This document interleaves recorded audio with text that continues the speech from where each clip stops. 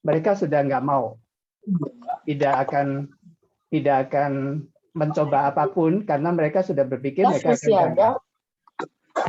Gas Dan ada. berikutnya lagi adalah mereka tidak mau, mereka berpikir bahwa tidak ada orang yang mau dekat dengan diri mereka.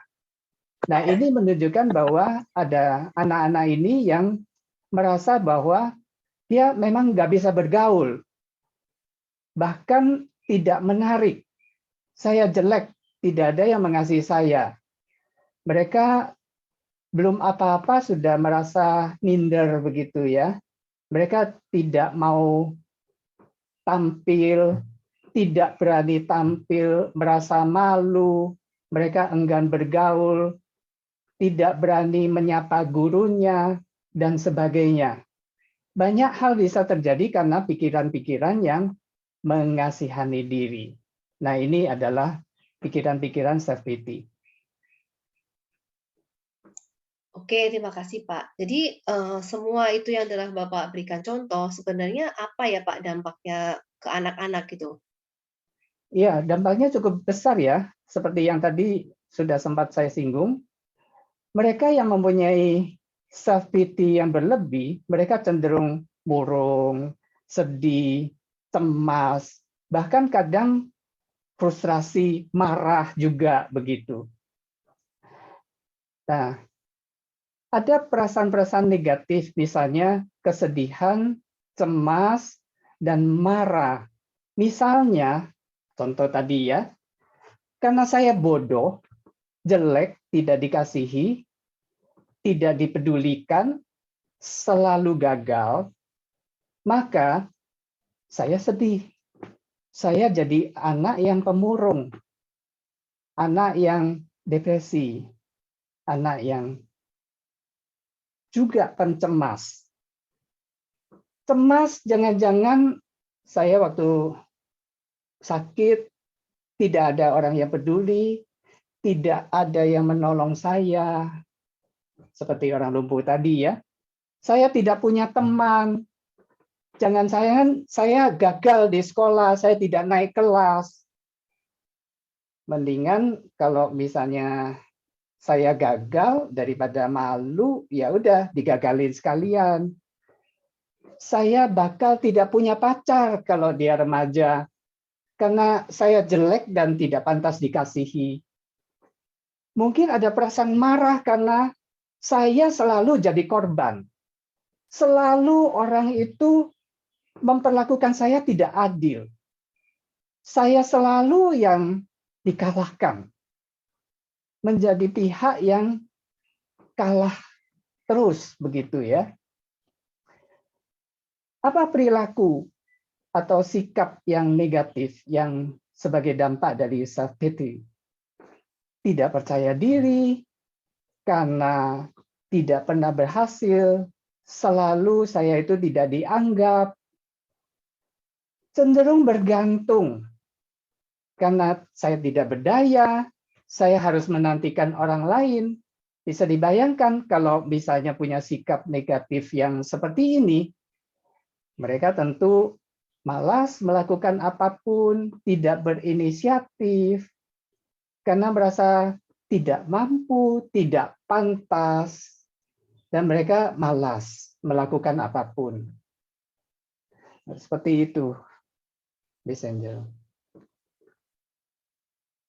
Oke Pak. Nah, dari yang akibat-akibat yang Bapak sampaikan tadi, sebenarnya latar belakang dari self-pity sehingga bisa membawa dampak-dampak seperti itu tuh kira-kira boleh diceritakan ya Pak?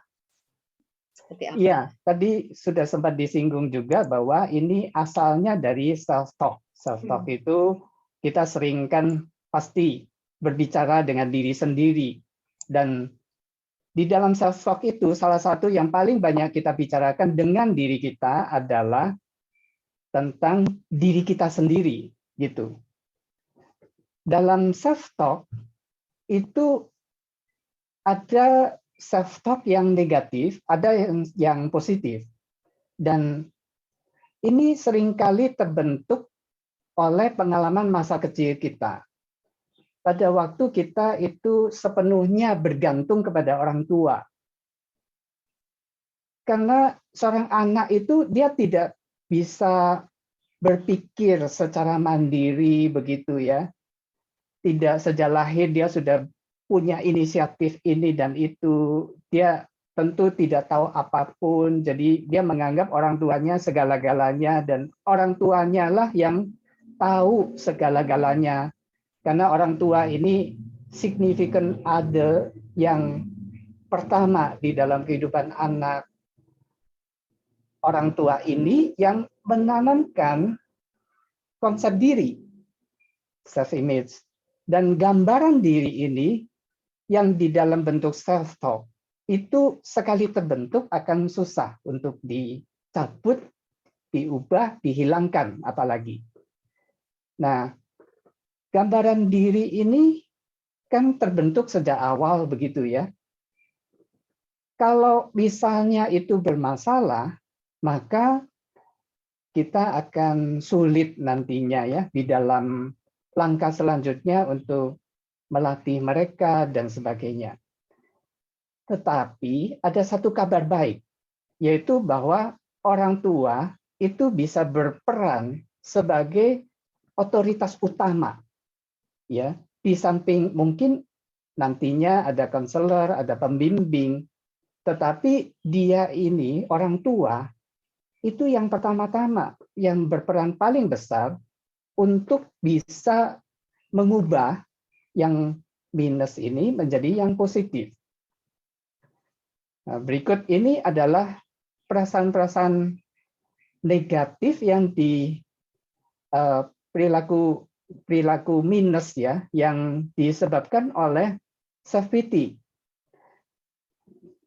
Jadi dari beberapa macam perilaku dan kemudian juga perasaan-perasaan itu tidak berdaya, mentalitas korban, merasa diri lemah, cemas, frustrasi, marah, ini semuanya adalah self-pity. Ini menyebabkan berbagai masalah perilaku yang lain. Sebagai contoh, kecanduan. Nah, ada banyak sekali macam kecanduan yang kemudian hari anak ini bisa alami. Kalau ditelusuri penyebabnya apa? Latar belakangnya adalah self-pity yang terbentuk pada waktu kecil. Misalnya, mereka menjadi kecanduan makan. Memang saya udah jelek, ya saya buat apa lagi peduli akan bentuk tubuh saya, kesehatan saya, dan sebagainya begitu ya. Nah, kebetulan doyan makan. Jadi akhirnya membuat itu jadi kecanduan. Kecanduan internet misalnya ya. Daripada saya sedih memikirkan tantangan dan hal-hal yang di luar, ya saya senang aja ya. Internet, games, bisa kecanduan di sana, terjebak di sana. Anak-anak remaja atau pra-remaja atau bahkan sekarang banyak anak-anak yang kecanduan pornografi. Karena apa? Karena hal-hal semacam itu pertamanya mendatangkan kesenangan yang kemudian meredakan ketegangan atau membuat orang tidak lagi berpikir akan sesuatu yang menakutkan buat dia, yang membuat dia tidak berdaya di luar sana. Kemudian bahkan ada orang-orang yang anak-anak yang kemudian bisa kecanduan seks karena dia ingin menarik orang lain atau membuat orang lain mengasihi dia melalui seks. Tentu ini konsep yang salah, tetapi jangan lupa bahwa ini bisa terjadi karena self-pity awalnya. Kecanduan narkoba apalagi, sekarang banyak sekali kan ya, yang kalau ada kecanduan narkoba, juga sekalian kecanduan seks dan sebagainya gitu. Ini akibat pergaulan yang memang tidak baik. Kenapa mereka bisa terlibat di dalam pergaulan yang tidak baik? Awalnya adalah mereka memandang diri itu tidak berharga. Kemudian ada juga perilaku berisiko. Ini yang lainnya. Apa itu perilaku berisiko? Misalnya, keinginan untuk menghancurkan diri sendiri atau sekalian aja menghancurkan orang lain juga. Ya, misalnya ingin dilihat saya punya sesuatu nih ya, jago gitu. Lalu saya kebut-kebutan. Saya terlibat perkelahian, melakukan kekerasan. Nah, yang tidak berani ngelawan orang lain, dia mungkin menjadikan dirinya adalah objeknya untuk dihancurkan. Misalnya dengan bunuh diri. Misalnya lagi ada perilaku yang lain, misalnya judi, ini perilaku berisiko juga, dan sebagainya, banyak hal lain. Begitu, Miss Angel. Baik, Pak Herman. Jadi ada juga hubungannya dengan mindset ya, Pak ya, kalau saya sambil mendengarkan tadi. Betul, iya, betul sekali. Oke, Bapak Ibu sambil mendengarkan mungkin kan sudah cukup banyak ya materi yang kita tadi pelajari. Mungkin kalau ada yang mau mulai di chat ke Asmi dan Asmi bisa info ke saya, juga bisa disampaikan. Mungkin selanjutnya yang saya mau tanyakan berkaitan dengan itu adalah tadi Pak Herman sebut tentang self talk yang kurang sehat. Nah, Ya, dan itu bisa menjadi trigger untuk seseorang mengalami atau melakukan self pity. Nah, kira-kira boleh diulas ya Pak, self talk yang sehat itu seperti apa? Sehingga kita bisa sama-sama belajar. nah kita tahu ada yang namanya self compassion. Nah, ini yang sehat, self talk yang sehat. Self compassion adalah suatu pola pikir berbelas kasih, bukan mengasihani diri. Memang terpaut sedikit saja, tapi dia berbelas kasih kepada diri dan orang lain. Nah, kalau self pity itu lebih ke diri gitu ya, kasihan kepada diri sendiri. Tetapi ini berbelas kasih sesuatu yang sehat, mengasihi bukan mengasihani diri dan orang lain. Jadi bisa memperhatikan orang lain. Nah, self pity itu adalah bentuk kebencian kepada diri sendiri ya, self hatred. Kalau sebaliknya, self-compassion ini adalah pola pikir untuk mengasihi orang lain. Ini adalah perbedaan-perbedaannya ya. Kalau kita mau uraikan lebih rinci lagi, maka kita bisa coba membaginya, mengelompokkannya itu menjadi relasi, begitu ya. Nah, relasi ini bisa dibagi-bagi lagi. Relasi dengan diri sendiri, relasi dengan sesama, dan relasi dengan Tuhan. Yang sehat, yang kurang sehat itu seperti apa? Misalnya, kalau self pity itu adalah menolak diri, rendah diri. Sebaliknya, kalau relasi dengan diri itu berdasarkan self compassion, itu adalah menerima diri, menghargai diri sendiri. Kalau self pity itu berusaha menarik perhatian orang, maka self compassion itu adalah berusaha menolong orang lain. Kalau self pity itu banyak menuntut orang supaya begini begitu, seperti orang lumpuh tadi ya di dalam kisah Alkitab, maka kalau self compassion itu kita melakukan segala sesuatu dengan penuh rasa syukur. Ini bedanya. Baik, Pak. Nah, tadi disebutkan bahwa ada yang namanya self pity dan juga ada self compassion. Jika bedanya seperti apa ya? Jika misalkan ada untuk seorang anak yang mempunyai self pity atau punya self compassion, ketika anak itu melakukan satu kesalahan begitu, Pak. Mungkin kalau ke anak yang melakukan kesalahan, untuk yang mengalami self pity dia akan jadi minder, lalu serba menyalahkan diri sendiri begitu ya, Pak. Tapi kalau anak yang punya self compassion, seperti apa sih Pak yang bisa ditonjolkan, yang kita bisa melihat bahwa oh this child is ready gitu, this child has a big self compassion towards himself atau herself gitu Pak.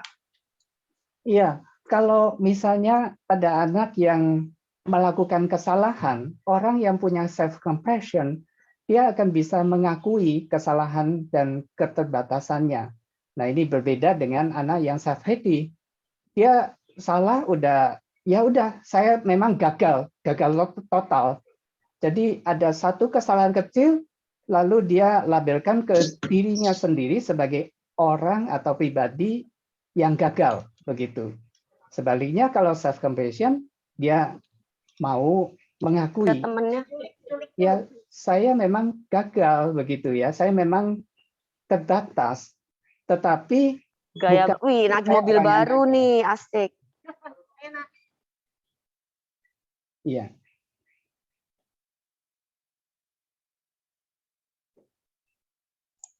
Oke, bisa mendengar nggak Pak suara saya? Oke. Masih Oke, ya. makasih Pak. Ya, jadi lebih ke anak itu nggak mudah down lah ya Pak istilahnya, seperti Ya. ya sudahlah, just try again, atau mungkin ya oke, ini bukan akhir dari segalanya, seperti itu ya Pak Herman ya. Iya, seperti ini juga ya, seperti yang barusan Miss Angel sampaikan. Dia itu bisa menghibur diri dengan cara yang sehat, bukan dengan kecanduan ini dan itu, tetapi dia bisa mengatakan kepada dirinya sendiri, pasti lain kali saya bisa berbuat lebih baik lagi. Kalau saya berhati-hati, saya tahu nih, apa yang membuat saya berbuat salah atau gagal. Saya akan latihan lagi, saya akan berusaha lagi supaya lebih baik lagi lain kali. Nah ini karena dia punya self compassion, berpikirnya secara lebih positif. Dan seperti yang bisa juga sampaikan bahwa mereka ini bisa menenangkan diri dengan lebih baik dan mengelola perasaan-perasaan negatif dengan cara yang lebih baik. Tentu semua orang, setiap kita itu mau tidak mau ada kalanya sedih, murung begitu ya. Tetapi pada orang-orang yang anak-anak yang punya self compassion, dia akan lebih bisa mengelola begitu ya, supaya perasaan negatifnya itu tidak seterusnya menguasai dia. Dia mengakui bahwa ada perasaan yang negatif ini, tetapi dia nantinya bisa keluar lebih mudah dibanding orang yang mengalami self-pity. Nah, kira-kira seperti itu ya. Dan akibat selanjutnya itu seperti apa? Orang-orang yang dominan memiliki self-compassion, maka dia akan memiliki juga daya tahan. Dan anak-anak seperti ini, mereka juga akan lebih mandiri. Nah, salah satu contoh mungkin, Miss Angel dan Bapak Ibu sekalian, dari Alkitab, ini ada contoh yang baik sekali dari seorang tokoh yang punya self-compassion yang baik, yang sehat. Nah, tokoh itu adalah Raja Daud. Jadi, Daud ini pernah kan dia terjatuh sedemikian dalam di dalam dosanya, tenggelam. Tetapi dia berbeda dengan Saul dan tokoh-tokoh yang lain. Daud ini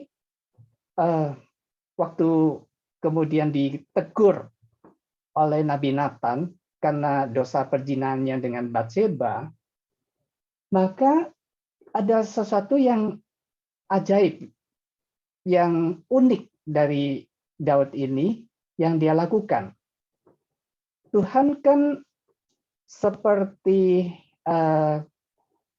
ini ya, membuat anak itu sakit. Waktu anak itu sakit, Daud itu berbaring di lantai, katanya begitu, berkabung. Dia nggak mau bangun, meskipun dibujuk-bujuk begitu. Lalu apa self-talk-nya itu ya.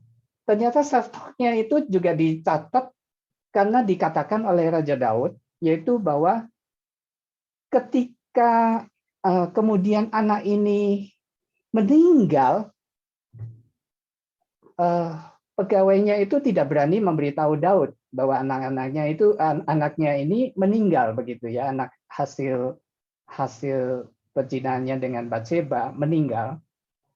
Tetapi karena apa? Karena para pegawainya itu takut sekarang aja, pada waktu anaknya sakit aja, dia itu nggak mau bangun begitu ya. Kan seolah-olah mengasihani diri gitu ya. Apalagi sekarang kalau diberitahu bahwa anaknya meninggal. Ternyata setelah Daud tahu bahwa anaknya itu meninggal, malah dia bangun, malah dia makan dan minum. Dan kemudian dia bisa menghibur Batseba, begitu kata Alkitab. Kenapa? Karena dia menjawab begini, ketika anak itu hidup, aku berpuasa dan menangis karena pikirku, siapa tahu Tuhan itu mengasihani aku sehingga anak itu tetap hidup. Tetapi sekarang anak itu sudah mati. Kenapa lagi aku harus berpuasa? Apakah dengan misalnya berpuasa gitu, aku bisa mengembalikan nyawa anak itu dan dia akan kembali kepadaku? Tentu saja tidak. Nah, ini cara menghibur diri, cara membuat dia punya daya tahan yang baik begitu ya. Ini self-talk yang sehat karena Daud itu menghargai dirinya, mengasihi dirinya dengan cara yang sehat. Dan dia bisa melihat mengasihi itu dari sudut pandang Tuhan yang mengasihi dia. Tuhan mendisiplin dia, tetapi bukan berarti Tuhan itu membuang Daud. Tuhan tidak membuang kita semua, sekalipun kita pernah jatuh di dalam dosa yang serius. Demikian juga saya kira ini yang pemahaman seperti ini yang perlu anak-anak miliki, sehingga mereka bisa menjadi anak-anak yang lebih sehat. Sepertinya memang butuh pengalaman ya Pak, untuk bisa mempunyai pemahaman seperti itu, dan kita memang perlu belajar. Nah, saya Betul rasa di sekali, sini Miss Angel. Maaf saya potong. Iya. Karena memang begini nih, ini bukan sesuatu yang natural begitu ya. Memang kita harus punya pengalaman dan juga pernah belajar tentang hal ini. Iya, silakan Miss Angel, maaf. Ya, sebenarnya yang mau saya tanyakan berhubungan dengan belajar nih, Pak. Oh, oke. Dari kita semua pasti ada banyak parents ya, tentunya parents banyak, mungkin juga masih ada yang belum menikah tapi mau belajar. Tapi tentunya sebagai parents, saya sendiri parents, Pak Heman, jadi saya juga penasaran nih mau tahu, sebenarnya peran kita sebagai parents untuk mencegah supaya anak-anak tidak punya self-pity yang berlebihan, ataupun supaya kita bisa meng-encourage mereka untuk lebih menonjolkan self-compassion. Itu boleh diulas ya Pak, kira supaya kami bisa mendengar juga dari Pak Heman. Seperti apa? Jadi supaya mereka mempunyai Peran orang anak-anak. tua ya, peran orang tua untuk supaya tidak ada self-pity yang berlebihan, tapi lebih ke self-compassion gitu. Oke. Jadi orang tua itu supaya anaknya lebih positif, itu yang pertama mungkin orang tua harus bisa lakukan adalah pertama-tama memenuhi kebutuhan, terutama kebutuhan psikologis anak lebih dulu. Kebutuhan psikologis itu seperti apa? Perhatian dan kasih sayang. Nah, banyak orang tua yang terlalu sibuk sehingga mereka tidak sempat dan menggunakan istilah quality time bersama dengan anaknya. Nah, ini sayang sekali. Ya. Sebab kalau orang tua terlalu sibuk, lalu anaknya merasa tidak dipedulikan, otomatis anaknya akan berpikir bahwa mereka itu tidak disayang. Mau dikasih harta seperti apa, mereka tetap akan merasa haus gitu ya. Kalau anak tidak mendapat kasih sayang yang cukup, mereka bisa menjadi troublemaker. Karena kalau misalnya dengan berprestasi mereka tidak diperhatikan, lalu kalau mereka diperhatikan itu baru mereka bermasalah, maka anak-anak ini akan menjadi anak-anak yang bermasalah, begitu. Yang kedua adalah rasa aman. Nah, seringkali ya apa boleh buat ya, kadang memang kalau kita mungkin di dalam awal pernikahan ataupun kapan begitu ya, kita ada masalah-masalah antar pasangan yang tidak selesai-selesai. Lalu bertengkar terus begitu ya. Apalagi sampai mengancam mau cerai dan sebagainya, itu benar-benar menimbulkan rasa tidak aman pada anak. Nah, kalau tidak ada rasa aman, maka anak akan berusaha menghindar begitu ya. Menghindar, entah dia lari ke hal apa begitu ya. Nah, mulainya dengan self-pity begitu ya. Kemudian kebutuhan rohani. Penting sekali bahwa orang tua juga mengisi kehidupan rohani anak yang sangat memerlukan firman Tuhan di dalam bentuk cerita, di dalam bentuk relasi, percakapan anak dengan orang tua. Nah, bukankah firman Tuhan itu mencukupkan kebutuhan kita? Membuat kita mempunyai konsep yang sehat terhadap Tuhan. Dan ini melalui orang tuanya. Berikutnya lagi adalah orang tua juga bisa menerima kesalahan anak yang tidak disengaja. Sebagai contoh, anak memecahkan gelas atau piring, padahal dia bermaksud baik begitu ya. Misalnya membantu orang tuanya mencuci dan sebagainya. Ini bukan dihukum dengan keras, tetapi sebaliknya anak itu hanya perlu dilatih supaya dia lebih terampil dan hargai anak ini setiap kali dia ada kemajuan. Misalnya lagi, kalau dia berbohong untuk menghindari bahwa dia berbuat salah, dia tutupi itu, maka kalau itu bukan sesuatu yang disengaja untuk menantang orang tuanya, maka orang tua bisa mengajarkan untuk berkata jujur dan minta maaf. Nah, kalau anak jujur, orang tua menghargai kejujurannya. Berikutnya lagi juga memberi batas yang wajar, aturan yang wajar, yang kira-kira anak bisa penuhi. Jangan terlalu ideal sehingga anak itu tidak bisa memenuhi, otomatis dia punya self-pity. Tetapi kalau dia wajar, bisa dipenuhi, maka ketika anak itu bisa memenuhi itu dan dihargai orang tuanya, maka anak itu akan punya kebanggaan terhadap dirinya, kebanggaan yang sifatnya sehat begitu ya.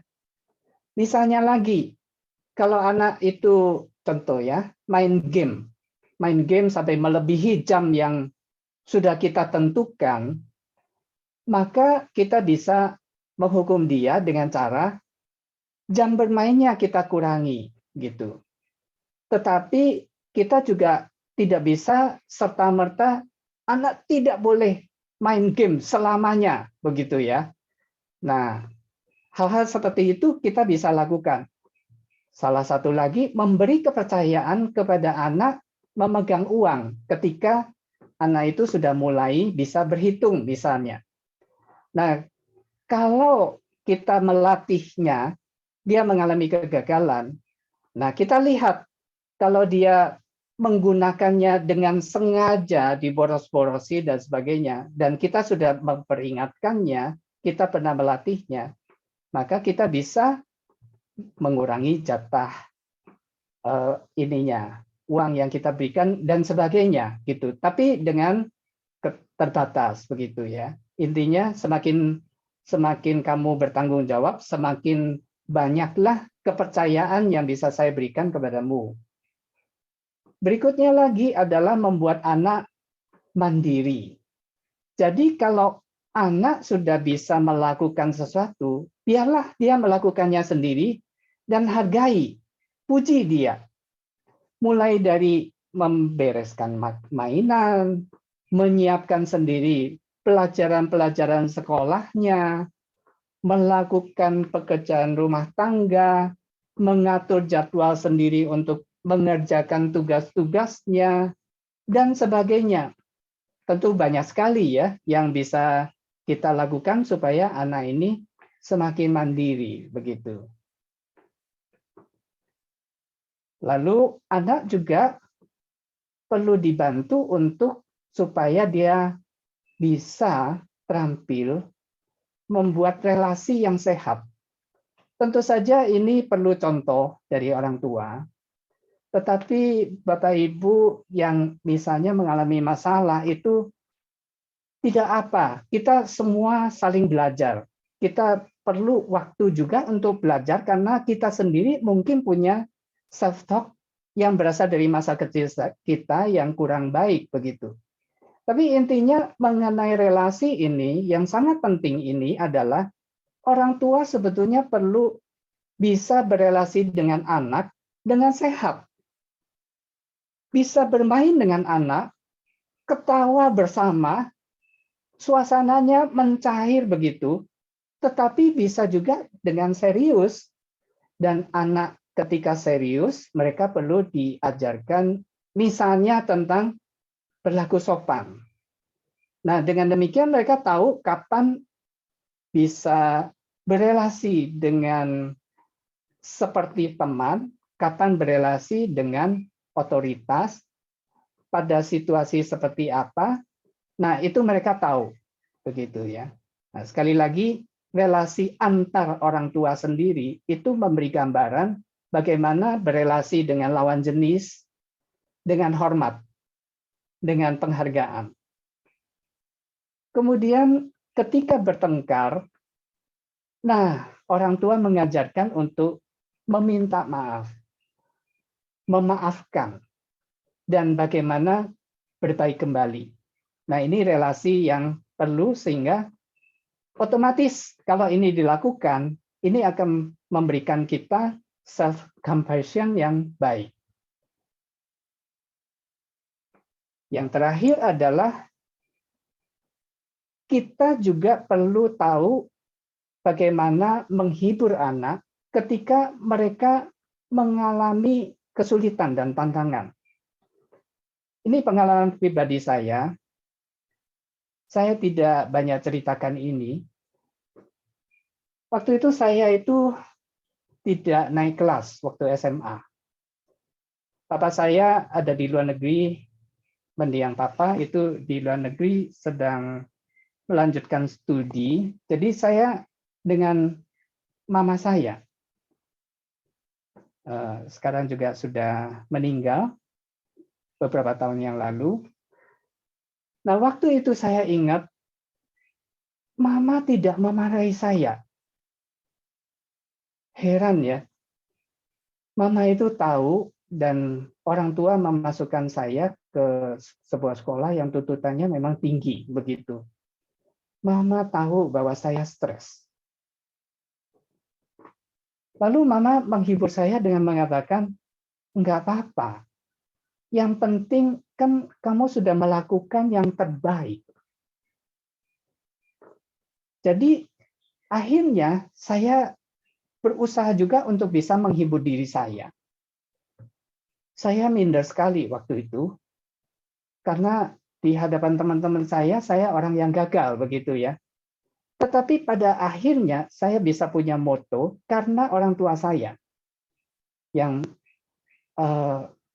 saya bisikkan ke dalam diri saya sendiri, self-talk.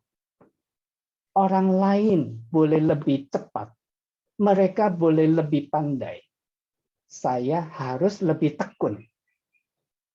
Jadi meskipun saya bukan orang yang paling tekun, tetapi saya berusaha sehingga kalau orang itu bisa belajar cepat, setengah jam selesai begitu ya, saya nggak apa-apa. Belajar 3-4 jam saya oke, saya lakukan.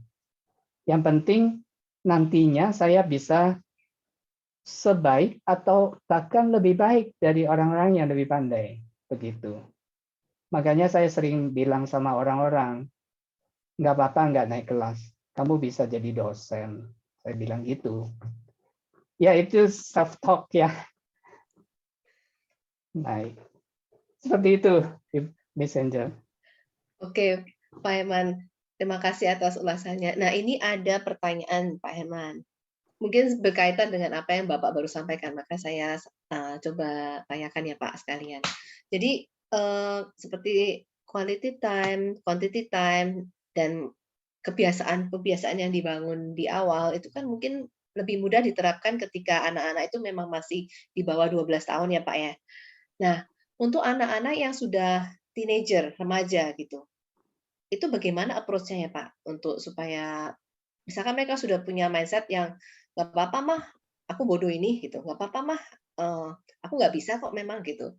Jadi kadang-kadang kita minta dia, ayo kamu coba dong gitu ya, tapi ternyata dia bilangnya, kan emang aku nggak bisa, mama tahu sendiri, misalkan seperti itu. Nah, anak-anak yang sudah teenager itu approach-nya seperti apa ya? Mungkin Pak Herman ada insight ya untuk parents yang memang menanyakan hal ini. Ya, tidak mudah tentu. Kalau semakin anak besar kan dia sudah punya kayak pendirian sendiri begitu ya. Dan dari pengalaman-pengalamannya mungkin dia berusaha membuktikan bahwa dia memang nggak bisa dan sebagainya begitu. Maka usaha yang kita perlu lakukan untuk mereka ini memang harus lebih ekstra seperti itu. Mereka mungkin akan kurang percaya lagi dengan orang tua karena kebergantungan dengan orang tua itu lebih longgar dibanding masa-masa sebelumnya. Ini kan remaja. Nah, saran saya adalah kalau bisa mereka itu diberikan konselor atau ada mentor atau ada pembimbing. Kalau bersyukur kalau misalnya ada saudara gitu ya, yang anak ini cukup percaya untuk berkomunikasi dengan anak ini. Dan kalau sebagai konselor mungkin bisa mencari bukti-bukti ketika anak ini sebetulnya tidak bodoh. Anak ini sebetulnya punya kemampuan, tapi hanya belum tergali saja. Nah, lebih awal lebih baik. Karena kalau sudah misalnya sudah menjelang dia mau masuk ke perguruan tinggi, nah kadang itu sudah agak terlambat karena pengalaman-pengalaman negatifnya sudah semakin banyak begitu. Nah, memang ini harus kerjasama antara orang tua dengan pembimbing juga begitu ya. Kita tidak bisa seperti memaksakan pikiran-pikiran ini ke dia. Enggak kok, kamu enggak bodoh begitu ya. Dia akan mungkin menolak karena safety-nya itu tadi sudah terlanjur terbentuk begitu. Tapi kita harus dengan cara yang lebih lembut untuk menunjukkan bukti-bukti ketika dia pernah berhasil. Dan pasti setiap anak kalau dicari ada keberhasilannya. Kadang, nah ini memang perlu bantuan tentu saja ya. Kadang anak ini bisa membantah. Dia bilang, itu kan sesuatu yang sepele. Semua orang juga bisa. Nah, jadikan itu keistimewaanmu, misalnya begitu ya. Dan seterusnya. Sehingga anak itu dibangun pelan-pelan dari yang terbawah, lalu dia bisa naik lagi, dan naik lagi, perlahan-lahan. Di ulasannya sebelumnya Bapak sempat sebut tentang belajar untuk memaafkan dan untuk minta maaf, betul ya Pak? Nah mungkin bisa juga dengan cara kita terus terang gitu ya kepada anak-anak, mungkin ada missing time yang kita mungkin nggak kasih ke mereka untuk misalkan quality time untuk ngomong sebelum-sebelumnya, dan sekarang kita sadar dan mungkin anak-anak udah terlanjur remaja gitu Kak. Karena kadang-kadang saya juga melakukan itu sih. Kadang-kadang misalkan saya bilang, "Sorry ya, kemarin mama nggak sempat nemenin kamu," gitu. Nah, hal itu mungkin akan membuka, apa ya namanya, membuka membuka pintu gitu ya Pak, untuk mereka bisa terbuka. Betul nggak Pak kira-kira seperti itu? Sangat baik yang dilakukan Miss Angel ya. Jadi yang pertama ada pendahuluan dulu. Kenapa orang tua melakukan ini begitu? Dan yang dilakukan ini kita sadari bahwa kita melakukan kesalahan, misalnya seperti itu. Nah, kemudian juga apa namanya meminta maaf ya, meminta maaf, sorry begitu. Ini pengalaman yang baik sekali sehingga nanti misalnya pada waktu suatu saat anak ini berbuat salah, lalu dia menyangkal habis-habisan bahwa dia salah dan sebagainya. Dia nggak mau ngaku salah. Kita bisa ajarkan, papa atau mama dulu kan juga pernah minta maaf sama kamu. Nah, kenapa kamu susah minta maaf? Kamu sudah tahu kan Juga kayak gitu. melakukan ini adalah salah, ya. Tetapi kenapa kamu bisa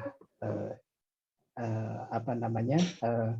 Tetapi kamu perlu belajar untuk meminta maaf juga, seperti itu. Baik Pak, ini ada lagi yang masih berhubungan dengan self pity ya. Apakah anak introvert termasuk anak yang self pity? Itu Anak yang apakah? introvert ya? Iya. Ya, belum tentu, belum tentu. Memang ada contoh Musa ya. Musa waktu dipanggil itu kan oleh Tuhan untuk menghadap ke Firaun kan dia self pity ya.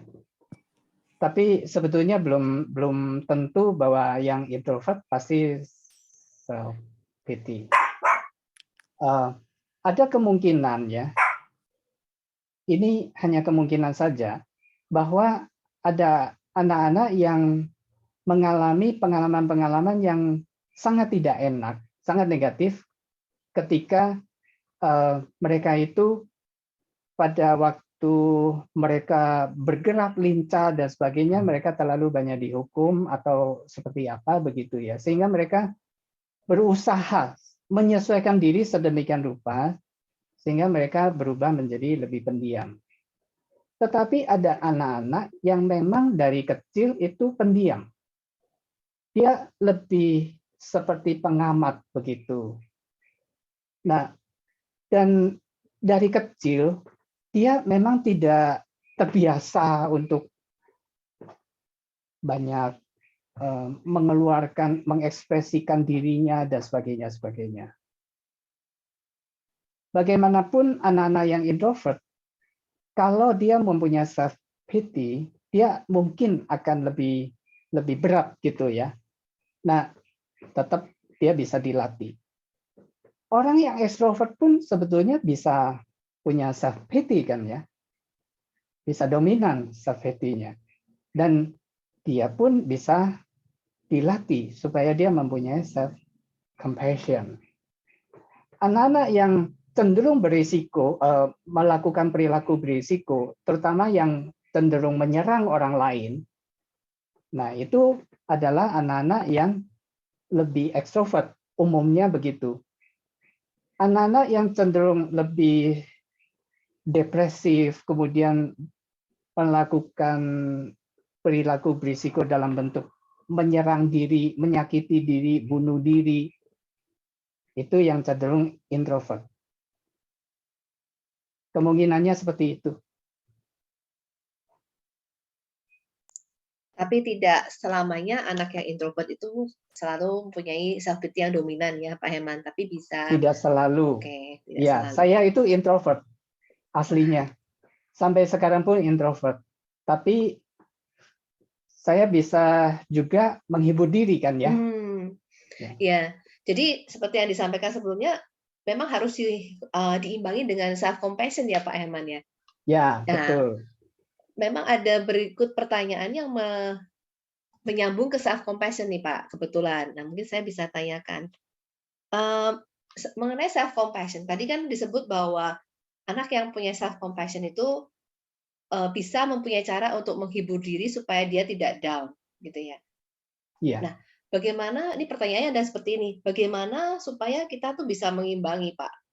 Dengan cara gini, ketika kita menghibur diri, lalu kan ada, ya sudahlah saya lagi sedih, saya shopping aja. Ah ya sudahlah saya lagi sedih, saya nonton dulu aja. Tapi apa ya, habit-habit seperti itu, bagaimana kita bisa membatasi supaya itu tidak menjadi suatu kecanduan gitu, walaupun itu bisa dibilang mungkin buat anak tersebut atau orang tersebut adalah sebagai bentuk self compassion untuk menenangkan diri sendiri. Nah, mungkin Pak Herman bisa mengulas karena ada pertanyaan seperti itu, Pak Herman. Iya, ini pertanyaan yang baik, tidak mudah dijawab ya. Nah, tentu saja kalau misalnya anak itu mau selingan, itu kita oke. Biasanya orang tua yang lebih tahu batasnya. Kapan anak ini merasa lalu kebablasan begitu ya, sehingga dia bisa terus dan akhirnya menjadi kecanduan. Yaitu ketika dia tidak bisa lagi mengendalikan dirinya. Kecenderungan setiap kita kalau mempunyai sesuatu minat dan sebagainya, dan itu kurang sehat, kita cenderung akan, kalau misalnya kita tidak berani menghadapi tantangan, kita akan cenderung terlibat di situ dan menjadi kecanduan. Jadi ketika orang tua tahu anak ini sudah mulai kelewatan nih ya, mungkin sudah mulai mengarah ke kecanduan, itu memang perlu dibatasi. Misalnya dengan kata-kata demikian, ya saya lihat kamu memang susah ya, kamu punya beban, tantangan seperti ini. Mama juga bisa atau papa bisa merasakan ya, memang tidak mudah mengatasi ini. Dan kalau mama perhatikan, kamu itu suka belanja ya, untuk menghilangkan stres dan sebagainya. Tapi kalau mama perhatikan, akhir-akhir ini kamu belanjanya sudah melebihi batas gitu ya. Jam keluarnya itu lebih banyak daripada kamu berjuang mengatasi masalah ini. Gitu. Nah, lihat tanggapan dia. Jadi di dalam bentuk diskusi, dialog. Sehingga kebutuhan emosi anak itu diakui dan dipenuhi lebih dulu. Nah, setelah dia bisa curhat ya, dia bisa menyatakan dirinya. Biasanya dia akan lebih oke, lebih lega, lebih baik. Dan dengan lebih baik, dia akan lebih bisa mengatasi masalahnya itu. Karena dia merasa punya teman, punya orang yang mengerti dia, apalagi ini orang tuanya sendiri. Jadi kuncinya jika memang ada anak kita misalkan mengalami self pity, itu approach pertamanya adalah memang komunikasi ya Pak ya, untuk Ya. mengerti dan maksudnya kita juga merasa empati dengan apa yang dialami. Ya. Lalu dari situ baru kita coba masuk untuk menggali lebih. Ya, tepat sekali Miss Angel. Oke. Nah, berhubungan dengan self compassion lagi nih Pak, ada pertanyaan nih berkenaan dengan sosial media. How can we practice self compassion in this glamorous era, especially through social media? Nah, kira-kira seperti apa kalau ulasan dari Pak Herman? Ya, sekali lagi kita perlu mengawalinya lebih awal begitu ya, dengan menyiapkan anak itu sebelum anak-anak itu berkenalan atau mengenal atau punya gadget atau apapun dengan sosial media, terhubung dengan sosial media. ini akan lebih mudah daripada ketika anak sudah bebas, dia memegang HP dan dia bisa tahu segala macam tentang sosial media. Karena ketika anak itu punya kendali untuk sosial media dia, kita kehilangan kendali untuk anak kita. Ini akan lebih sulit. Jadi kalau dari sebelumnya itu orang tua sudah mengajarkan tentang hidup sederhana dan sebagainya, bahwa segala sesuatu yang lahiriah itu semu, kita lebih mementingkan sifat-sifat yang baik dibanding ketampanan, kecantikan, dan sebagainya, anak otomatis akan memilih jalan itu. Meskipun dia akan menyimpang-menyimpang, tapi nantinya akan kembali ke situ, karena ini sudah menjadi dasar dan sudah menjadi kebiasaan. Tetapi masalahnya, kadang-kadang kita lengah begitu ya, sehingga anak udah terlanjur seperti itu. Nah, kalau sudah seperti itu, memang mau tidak mau, kadang kita juga perlu seperti memberi peringatan. Saya ingat ya, Raja Daud itu waktu dia sudah tua begitu ya, kan dia mau mewariskan tahtanya kepada Salomo. Sebelum itu dia memberikan peringatan yang keras gitu kepada Salomo. Jangan meninggalkan Tuhan. Jangan meninggalkan titah-titahnya. Peringatan itu keras. Baru kemudian Daud juga mengatakan kepada Salomo bahwa kalau kamu begini begitu, maka Tuhan akan begini begitu, memberkatimu dan sebagainya, dan memberikan kata-kata dukungan, kekuatan. Nah, ini juga yang orang tua perlu lakukan. Ketika anak itu sudah terlanjur masuk ke dalam sana, tugas orang tua adalah memperingatkannya. Kalau orang tua masih punya kendali, maka kendali itu kalau pada waktu anak itu sudah remaja, kendali itu adalah di dalam bentuk hak. Nah, ini saya belajar dari Dr. James Dobson, psikolog terkenal, psikolog Kristen terkenal di Amerika. Dia mengatakan bahwa kita bisa mengendalikan mereka melalui misalnya hak untuk menggunakan uang, bahkan kalau di sana kan memakai kendaraan, misalnya mobil dan sebagainya begitu ya. Hak untuk misalnya penggunaan waktu keluar dari rumah, berrelasi dengan teman-temannya dan sebagainya itu bisa kita batasi. Ya. Sampai memang setiap anak kan seperti itu ya, maksud Tuhan mempercayakannya kepada kita, yaitu dari awal dia bergantung kepada kita mendidik dia, sampai kemudian dia memang harus keluar dari rumah. Dia harus mandiri begitu ya, sampai berdikari. Nah, kalau misalnya dia sudah menjelang dia keluar dari rumah, itu sudah kita susah untuk mengendalikannya. Jadi sebaiknya kita mulai dari sebelumnya dengan menanamkan sifat-sifat yang baik. Kalau bisa sejak kecil. Dan 6 tahun pertama itu tahun-tahun yang penting. Jadi sifatnya nantinya akan sebagai filter ya, Pak Herman, di Ya, kemudian harinya untuk mereka. Dan jangan lupa untuk mengajarkan firman Tuhan. Pastinya Pak, pastinya. Lalu begini Pak, jadi kadang-kadang sebagai parents itu kan kita ada masa lalu yang membentuk kita sendiri sebagai parents. Nah, peran parents dalam pembentukan self pity sendiri nih yang berkaitan dengan pengalaman mereka itu seperti apa ya Pak arahnya? Atau apapun yang mungkin bisa diberikan sebagai guidance untuk tidak tidak dilakukan sehingga tidak membentuk self pity? Dari Pak Herman mungkin mau disampaikan? Iya, yang self pity dulu ya. Self pity adalah misalnya kalau saya sering dihukum, ya di eh, di apa ya, waktu kecil sering dikata-katai bodoh, bodoh gitu ya. Kamu anak tidak berguna gitu ya. Maka saya cenderung akan memaki anak saya dengan kata-kata yang sama begitu.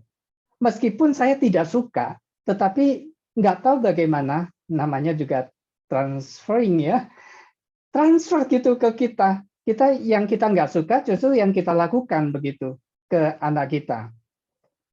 Nah, bagaimana kalau kita sebagai orang tua dan kita sudah dewasa, kita mempunyai kebiasaan seperti itu, memang harus dengan kesadaran diri kita sendiri. Untuk setiap kali, setiap hari, itu mengisi pikiran-pikiran kita dengan pikiran-pikiran yang self-compassion. Bahwa Tuhan itu mengasihi saya. Meskipun saat ini saya menderita. Saya harus percaya. Karena saya ini anaknya. Pasti ada di dalam setiap penderitaan ada maksud Tuhan yang baik. Dan banyak hal lagi yang kita bisa bisikkan ke dalam diri kita melalui perenungan dan pembacaan firman Tuhan. Melalui relasi dengan orang-orang yang bisa saling menghargai. Relasi-relasi yang sehat. Kalau kita sudah sehat, kita akan lebih mudah untuk berkomunikasi dan berrelasi dengan anak secara sehat, sehingga mereka mempunyai self-compassion yang baik. Untuk anak 5-6 tahun, kira-kira contoh real yang harus ditanamkan sikap-sikap seperti apa ya, Pak? Oke, biasanya saya begini ya, kita bisa lakukan seperti ini. Pada waktu dia misalnya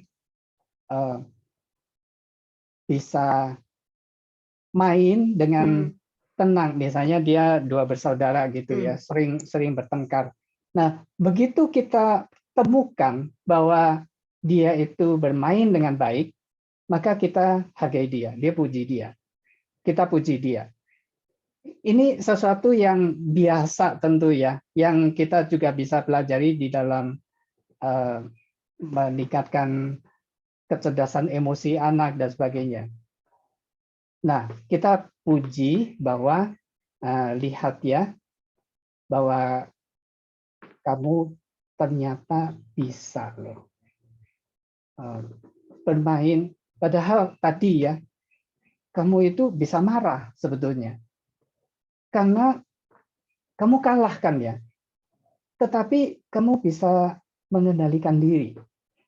Sehingga kamu tidak menghancurkan semua permainan karena kamu kalah. Kamu mulai bisa menerima diri sendiri, dan setiap kita kan punya kelemahan ya, keterbatasan gitu. Kadang kita kalah. Nah, itu bagus sekali. Tidak selamanya kamu kalahkan ya. Kadang kamu juga menang. Nah, hal-hal yang seperti itu misalnya ya di dalam permainan. Jadi yang butuh di-brief tidak cuma dewasa ya Pak, anak-anak juga butuh di-debrief. Ya, betul. Ya. Oke. Sebentar Pak, ini ada beberapa pertanyaan, saya coba cari yang berkaitan dulu. Oke, berkaitan dengan tadi ya Pak, yang pengalaman orang tua untuk menanamkan supaya tidak ada self pity. Nah, ini ada pengalaman nih Pak dari salah satu parent. Mungkin saya baca ya Pak, karena agak panjang. Real time antara saya sebagai ayah banyak hilang selama bersama dengan kedua anak saya. Mereka ikut bersama dengan ibunya yang adalah seorang pendeta. Ketika berkumpul kembali, keduanya sudah memasuki usia remaja. Sampai hari ini kami masih berjuang untuk menebus waktu-waktu yang hilang tersebut. Apakah ada saran praktis dari Pak Herman untuk menambah kiat mengisi waktu-waktu pemulihan ini? Jadi intinya dari parent ini adalah bagaimana orang tua menebus waktu yang hilang atau kesalahan-kesalahan yang telah dilakukan dan menimbulkan self pity pada anak. Pertama-tama saya sangat hargai pertanyaan ini. Saya sangat hargai perjuangan dari Bapak dan Ibu untuk menebus masa lalu yang waktu-waktu yang telah terhilang. Sungguh-sungguh saya berempati karena ini adalah masalah kebanyakan kita atau masalah jangan-jangan masalah kita semua. Saya ingat waktu kecil anak saya. Tapi untuk menjawab pertanyaan ini, jadi ceritanya begini ya. Ini seperti piramida terbalik gitu. Maksudnya begini, kalau kita menghabiskan sedikit waktu untuk anak pada waktu anak kecil, maka kita harus menghabiskan sangat banyak waktu ketika mereka remaja. Sebaliknya, kalau kita sudah pernah menghabiskan waktu banyak pada waktu mereka masih anak-anak, waktu remaja kita lepas saja. Makin banyak dilepas. Mereka tidak akan kemana-mana. Mereka akan lebih puas dengan diri mereka sendiri. Bagaimana menebusnya? Mau tidak mau, kita meluangkan waktu yang cukup banyak. Nah, padahal ketika remaja, mereka sudah tidak mau bersama-sama dengan kita. Mereka maunya dengan teman-temannya dan seterusnya begitu. Nah, ini kesulitannya begitu. Saya waktu itu mengusahakannya begini. Gantian dengan istri saya. Jadi saya punya 3 laki-laki ya, anak laki. Gantian gitu. Nanti istri saya khusus dengan anak yang satu, mereka pergi kemana, mereka ngobrol, hanya ngobrol aja, tidak membicarakan, menasehati apa, ngobrol aja gitu. Dan saya bersama anak yang lainnya, nanti gantian begitu. Kadang ini juga nggak jalan kan ya, kalau anak-anak remaja kan kalau ditanya, gimana kamu hari ini? Baik. Oh, tadi temanmu gimana? Apa ada yang telat atau apa? Ada yang dimarahin guru? Ya biasa aja. Seperti itu. Jadi habislah kita. Nggak ada bensin lagi. Maka saya usahakan begini. Kalau bisa antar anak ke sekolah. Kan makan waktu itu beberapa lama, apalagi macet gitu ya. Betul, Pak. Kadang anak ini menjengkelkan juga gitu. Sudah susah-susah nganter begitu ya. Dia ngantuk. Ya udah kamu tidur aja. Ya terpaksa begitu. Tapi waktu kebersamaan itu, sekalipun tidak setiap kali bisa berkomunikasi dengan baik, itu waktu yang berharga, saya kira ya, buat mereka. Dia pasti akan bisa mengerti akan maksud baik kita sebagai orang tua. Nah, saya kasih contoh lagi. Satu kali saya lihat anak saya sedih. Kemudian saya bilang begini sama anak saya. Kan anak remaja biasa perlu ruang ya, ruang privasi yang lebih gede. Jadi saya bilangnya begini. Nah, saya lihat kamu hari ini sedih. Kalau kamu pengen sharing sama papa, silakan. Papa akan dengerin. Ya, papa akan bergumul bersama-sama dengan kamu. Papa ingin juga doakan kamu. Tapi kalau kamu nggak kepingin, ya nggak apa-apa. Udah saya tinggal begitu. Waktu malam gitu ya. Udah ngantuk nih ya. Jam 9-an saya ingat waktu itu ya. Dia datang. Boleh nggak? Ayo, saya bicara dengan papa. Oke, silakan gitu. Kami ngobrol lah sampai jam 12 malam. Nah, itu waktu yang sangat berharga. Mungkin dengan beberapa tips ya seperti ini. Satu lagi ya, tadi kenapa saya memilih waktu mengendara ya, bersama-sama dengan anak di samping saya, itu karena kadang itu anak itu kalau diajak bicara, apalagi remaja, mereka merasa nggak enak gitu, tatap-tatapan begitu ya. Kan seperti apa ya, berhadap-hadapan kayak kalau sesama anak laki kan kayak nantang gitu ya. Nah, maka lebih baik menyamping gitu ya. Menyamping jadi menghadap ke depan seolah-olah tidak sedang benar-benar saling kontak begitu. Tapi pada waktu tertentu, misalnya kita bisa ajak dia makan. Sambil ngobrol begitu ya. Kadang nggak ada yang diobrolin ya sudah. Tapi sering-sering lah. Nah, memang ada kelanjutannya ya, asal jangan menjadi kecanduan makan di restoran. Ya, Buat jajan ya Pak, kesempatan jajan. Iya, iya. Oke. Berikutnya Pak, ini ada pertanyaan. Jadi, kadang ada anak tuh yang berpikiran seperti ini, pokoknya saya harus dapat nilai bagus, karena saya nggak mau membuat orang tua tuh sedih, kecewa gitu ya. Nah, kalau seperti pikiran semacam itu sebenarnya sebagai bentuk self talk negatif atau sebenarnya positif gitu? Karena kan ada pressure ya, Pak. Tapi juga sebenarnya itu dia mau encourage that I have to learn, I have to study gitu kan. Gitu. iya, saya pikir awalnya kita mencari motivasi yang baik dari dia, lalu hargai itu. Motifnya itu. Jadi kita masuk melalui cara berpikir tetapi ke intinya, yaitu sifat baiknya. Kita hargai itu. Jadi misalnya gini, wah papa senang sekali loh, kamu itu berusaha menyenangkan, membuat papa mama bangga. Ya, itu benar-benar terpuji ya. Papa senang. Tapi sebetulnya ya, papa nggak harus kok. Kamu itu prestasinya terbaik terus. Nggak apa-apa kok. Papa tetap sayang kamu. Papa tetap terima kamu. Meskipun sampai misalnya kamu gagal pun. Yang penting kamu sudah berusaha, itu papa sudah senang kok. Papa bangga kok. Bangga bukan karena prestasi, bukan karena kecantikan dan sebagainya, bukan. Tetapi karena kamu tahu membalas budi, kamu mau menyenangkan orang-orang yang kamu sayangi. Itu yang membuat papa bangga.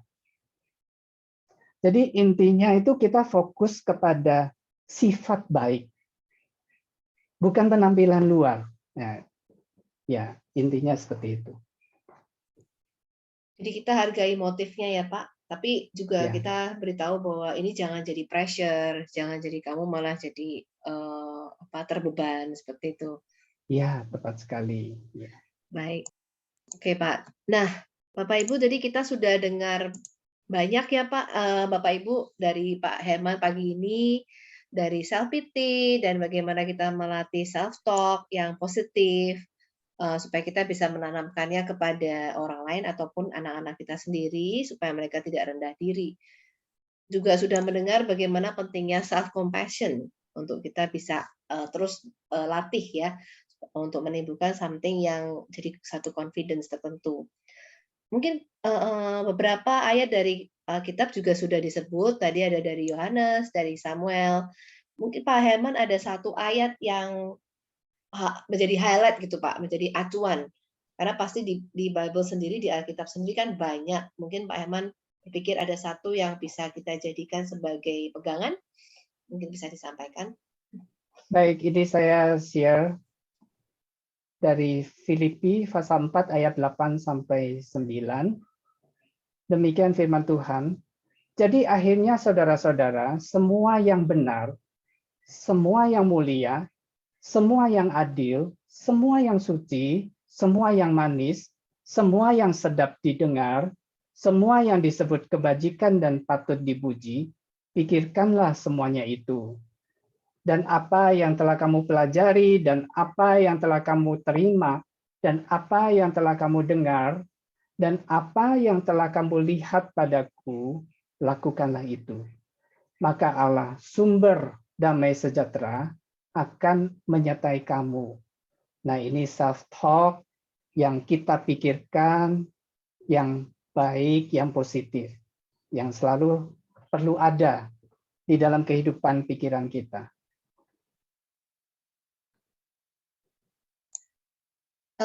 Tak terasa ya Bapak Ibu, kita sudah sekitar hampir 1,5 jam bersama di sesi ini. Mungkin ada beberapa pertanyaan yang belum sempat terjawab karena adanya keterbatasan waktu. Tapi kami tetap membuka kesempatan jika ingin tetap mau melanjutkan pertanyaan tersebut, bisa meneruskannya ke sesuai yang ada disampaikan oleh admin Asmi di chat box, ya. Silakan, karena ICC sangat terbuka untuk membantu Bapak Ibu sekalian. Sebelum kita mendengarkan pengumuman dan tentunya menutup dengan doa, mungkin saya mau undang Pak Herman untuk menyampaikan closing statement dari Pak Herman. Silakan Pak Herman. Ini closing statement. Kiranya orang tua dapat menanamkan pikiran yang sehat dalam diri anak-anaknya melalui perbaikan cara berkomunikasi dan cara berelasi yang berlandaskan pada kasih Kristus. Baik, terima kasih sekali untuk closing statement-nya dan juga pemaparan dari Pak Herman. Ya Bapak Ibu, sayang sekali waktu kita tidak lama lagi ya untuk bisa berkumpul, dan mungkin dari ICC akan menyampaikan pengumuman yang akan ditayangkan melalui video. Saya ingatkan kembali untuk mengisi evaluasi form bagi parents yang hadir pagi ini, dan siang ini ya mungkin ya, sekarang udah siang, tadi masih pagi sebelum jam 11. Dan juga boleh untuk parents ICS mohon diisi attendance formnya. Silakan Pak Herman untuk silakan Pak Budiman untuk pengumumannya.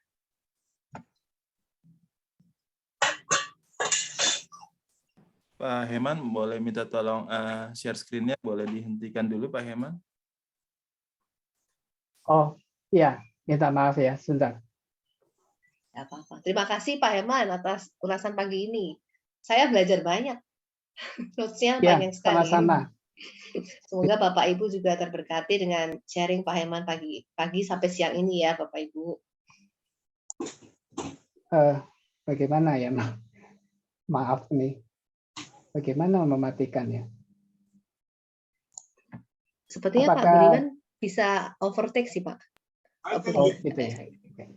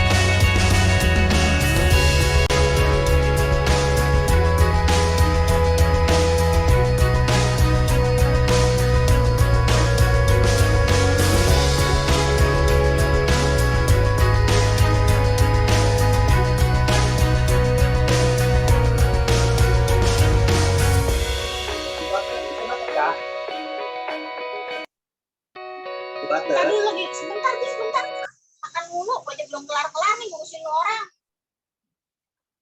Sabar.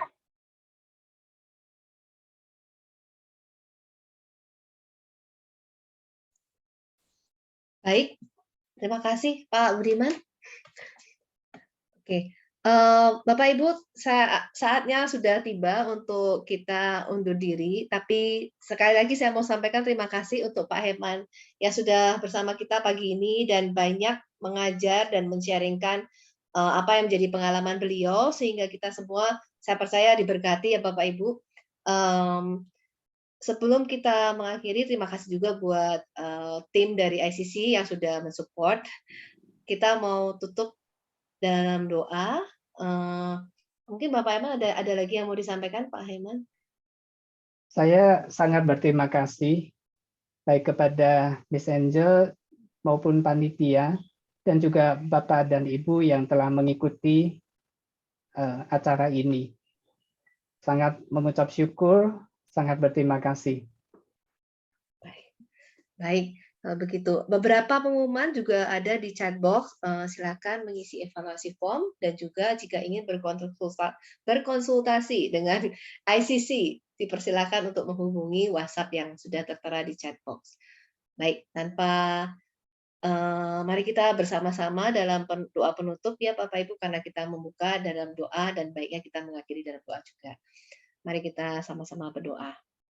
Bapak yang baik, puji Tuhan, semua dari rangkaian sesi pagi hari ini hingga siang ini Tuhan bisa berjalan dengan lancar, dan meskipun waktu yang kami punyai terbatas, kami sungguh berharap dan memohon agar apa yang telah dipaparkan dan apa yang telah di-sharingkan serta apa yang telah ditanyakan Tuhan, itu menjadi suatu guidance, suatu ilmu, suatu hikmat yang benar-benar bisa menjadi bekal bagi kami semua, sebagai parents, sebagai guru mungkin dari beberapa kita, dan sebagai konselor Tuhan.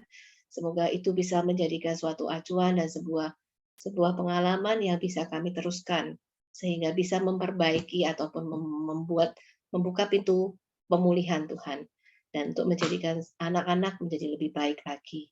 Tuhan berkati Pak Herman Elia dalam ministrinya, dalam pelayanannya, sehingga selalu Kau pakai Tuhan dalam segala hal yang beliau sampaikan ataupun ajarkan ataupun beliau pimpin dalam webinar, sehingga selalu menjadi berkat dan penerus dari berkat dari Engkau saja. Berkati kami semua Tuhan, parents ataupun konselor Tuhan ataupun guru. Semoga kami juga bisa selalu belajar dan selalu membuka hati untuk hikmat yang berasal dari Engkau saja. Terima kasih Tuhan, setelah ini kami akan menutup dan berpamitan dari acara ini dan meneruskan acara kami berikutnya. Sertai kami selalu dalam setiap kegiatan yang kami lakukan. Dalam nama Tuhan Yesus, Tuhan dan penyelamat kami berdoa dan mengucap syukur. Amin. Oke. Terima kasih Bapak Ibu.